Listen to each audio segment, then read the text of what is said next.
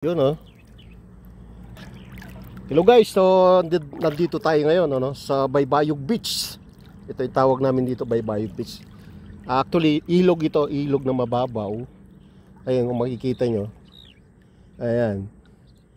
So, mainit ang panahon. So kaya naligo tayo dito sa ilog. Ayan.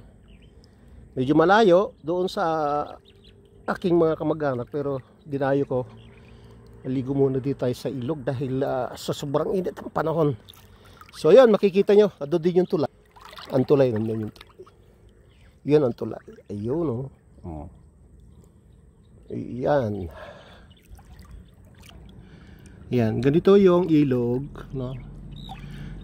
Dito sa amin. So kung makikita nyo, hindi naman clear water, pero okay na to, no? Ayan. So sarap. So ngayon ako lang mag-isa dito. Ako lang ang mag-isa dito na liligo sa Baybayog Beach. So yan. Yun oh.